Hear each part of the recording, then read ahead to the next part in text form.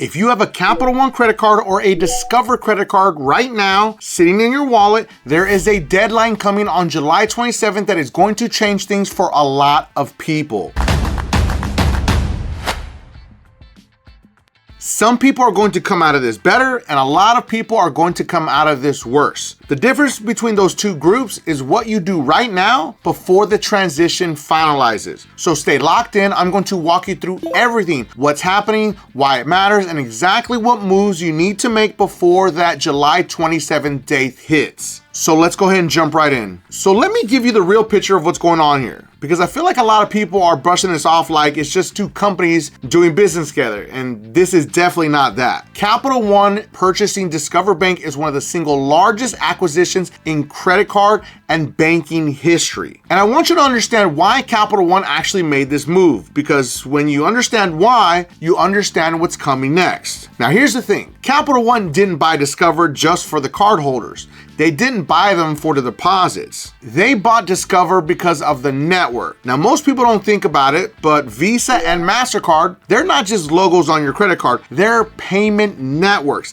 And every single time you swipe a Visa or a MasterCard at a store, fees get paid to that network. That's how those companies make billions of dollars every single year. Now, Discover, on the other hand, has what's called a closed loop network. That means Discover owns the full pipeline from the bank that issues the card all the way to the payment processing side. Nobody else takes a cut. They control the whole thing end to end. And Capital One saw that and said, we want that, because right now, Capital One has to pay Visa and MasterCard every single time one of their cards gets swiped. And it's crazy to think that that's billions of transactions a year. Imagine cutting those fees out completely. That's the long game here. So when people say this is just a regular acquisition, understand, Capital One just became one of the most powerful financial institutions in the credit card space. They now have their own network. That changes everything about their leverage, their ability to negotiate, and their ability to build out new products. And for you as a cardholder, that shift is going to be felt in your account. Now first, let's talk about Discover cardholders specifically,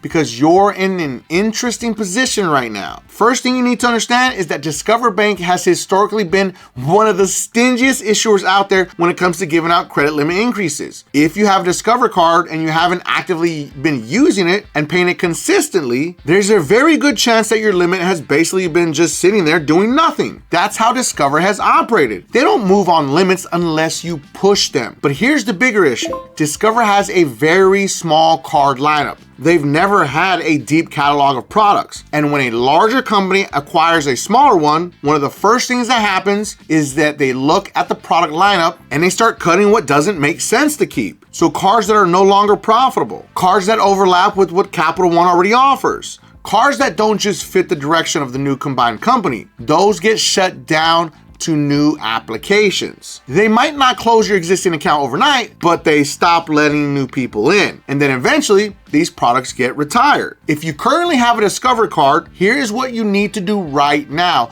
Go into the Discover app and request a credit limit increase. No, Discover is not known for being generous. Just be aware of this. But it costs you nothing to ask. It won't hit your credit with a hard inquiry through the app. And the worst case scenario is they say no. But remember, you have to do it through the app. Do not call them and do it over the phone, because it will cause a hard inquiry. But here's the real reason why you want to do this, even if you don't need money. And I'll come back to this in a minute, because it's one of the most important credit concepts I cover, and a lot of people still sleep on it. Now we're going to shift a little bit right here, and we're going to talk about Capital One specifically, because this is where things get really interesting and where most people are leaving serious opportunity on the table. Capital One, unlike Discover, will give you credit limit increases. They will do it, but, and I need you to hear this part clearly, they will do it if and only if you are using the credit cards the right way. And what does using it the right way actually look like? It's straightforward, but people constantly mess this up. You use your credit card every single month, you pay it off in full every single month, and you do not let it report a balance. 6 to 8 months of that pattern minimum. You build that track record, and then you go into the Capital One app and you request a credit limit increase. Right there in the app. No hard inquiry, no phone calls, no talk talking to a representative. This is critical. Do not call Capital One to request a credit limit increase.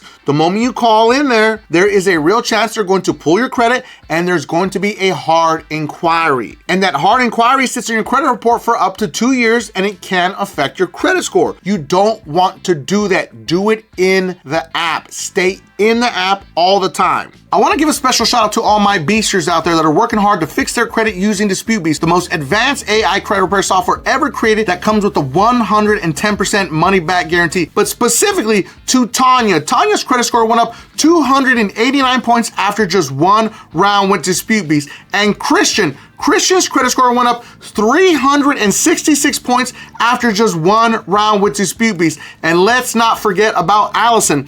Allison's credit score went up 204 points after just one round with Dispute Beast. Dispute Beast link is going to be in the video description and pinned at the top of the comments for anyone that needs to fix their credit. Now, here's why this matters so much right now with the merger on the horizon. Nobody actually knows exactly how Capital One is going to restructure things on July 27th. But what we do know is that when companies go through transitions this large, policies change and systems change. Now, what's available today through a soft inquiry in an app may not work the same way 6 months from now. So the window to get those limits up without a hard inquiry impact, that window may be shorter than people think. So get in there and request now. And let me bring it back to the Discover card holders too, because everything I just said applies to you as well. Once your Discover card transitions to whatever Capital One product it becomes, you want to already have a habit established and a limit that reflects your actual credit worthiness, not a starter limit from wherever you got from the first card. Okay, now this section right here is the one where people really need to pay attention, because this is something the majority of Capital One card holders either don't know exists or they're doing completely wrong.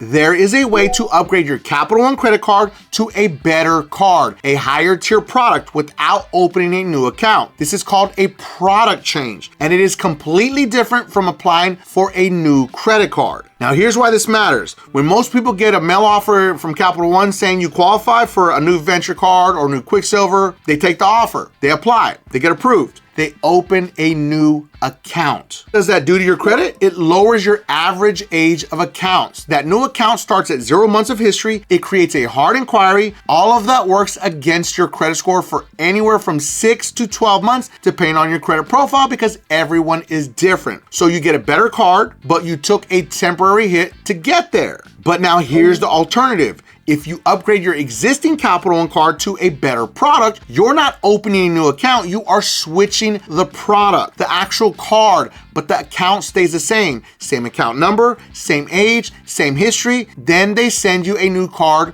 with new benefits. You get a higher tier card without a new account, without a hard inquiry, and without any hit to your average age of accounts. This is huge. This is very important. This is a completely different outcome. Now, this upgrade option is not sitting right in front of your page on your Capital One dashboard. You've got to go look for it in the offers section. And honestly, it's easy to miss it. I keep a direct link in my video description that takes you straight to the upgrade page so you can check your eligibility right now. All you do is you log in with your Capital One credentials, go through the process, and it will show you exactly what you qualify to upgrade to. It's really just that simple. But understand, not everyone's gonna get an offer, and that's okay. But you need to check, and you need to check before July 27th, because this may be the last chance the link works the way it currently works. Because once the full transition happens, there's no guarantee this pathway stays intact. Now let's talk about what happens if you go through the process and you get denied, because it's gonna happen to some people, and you need to know how to respond to that. So if you request a credit limit increase and Capital One declines it, they are required by law to send you an adverse action letter. That letter is going to tell you exactly why they denied the increase. It could be reasons like too many recent inquiries, utilization too high, not enough account history. Whatever the specific reason is, that letter is information. Read it. It tells exactly what you need to work on. Now, repeat what I just said. It tells you exactly what you need to work on. If you try to upgrade and you don't qualify, they're not going to give you a detailed breakdown the same way. They'll just tell you that there are no offers available for you at this time. Either way, Here's the rule. You wait 91 days before you try again. Not 30 days, not 60 days, 91 days minimum. I know you're probably asking why 91 and not 90? Because 91 days puts you clearly past the 3-month threshold that most issuers use when they're reviewing your account activity. You want to be clearly past that line, not right on the edge of it. And in those 91 days, you keep doing exactly what you're supposed to be doing. Using the card, paying it off in full, not carrying a balance, not applying for anything else, not doing anything that would add inquiries to your report. You build a pattern and then you come back and you try again. Keep it simple. All right, now let's address the speculation that's happening out there right now that there's a lot of noise and I want to cut through it. People are asking, is Capital One getting rid of the Quicksilver? Are they killing the Saver card? What's happening to the Platinum? What about the Venture line? Now here's what I can tell you with confidence. When companies combine,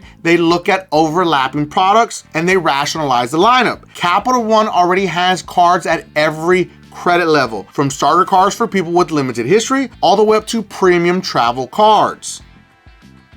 Last part's the most important. Now, Discover also has cards at various tiers. You don't need 2 of every product, so yes, some products are going to stop taking new applications. Some may eventually be retired entirely. What I believe is most at risk are the lower tier, lower limit products that don't generate significant revenue and don't serve a unique audience that isn't already covered by another card in that specific lineup. Now, what does this mean for you? If you currently have a Platinum Capital One card with the low limit or a lower tier card that you got when your credit wasn't in the best shape, now is the time to try to upgrade that product to something better using the upgrade process I just described to you. Even if they offer you a better card that still has a lower limit than you'd like, take it, because once you are in that better product, you can work on building the limit up. Yes, you heard me right. You can build the limit up. A better card with a low limit is a better starting point than a worse card that might not even be available to upgrade later on. Honestly, the mistake I see constantly is people waiting for the perfect offer.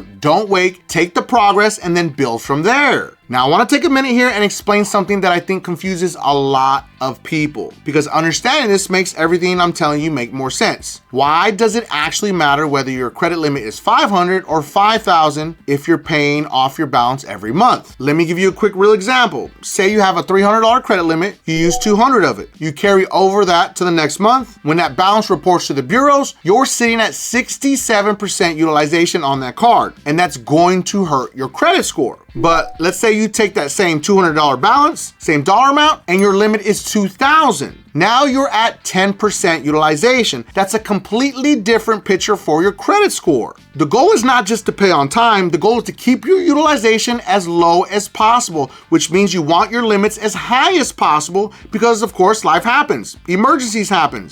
Sometimes you need to carry balance temporarily, and when that happens, you want a high limit as your cushion so that 1 month doesn't tank your score. This is exactly why I keep hammering on getting those limits up. It's not about having access to more credit to spend, it's about protecting your credit score when real life shows up and you need to use your card. Build the cushion now before July 27 changes what options are on the table. All right, now let me give you a clean checklist so you leave this video knowing exactly what steps to take.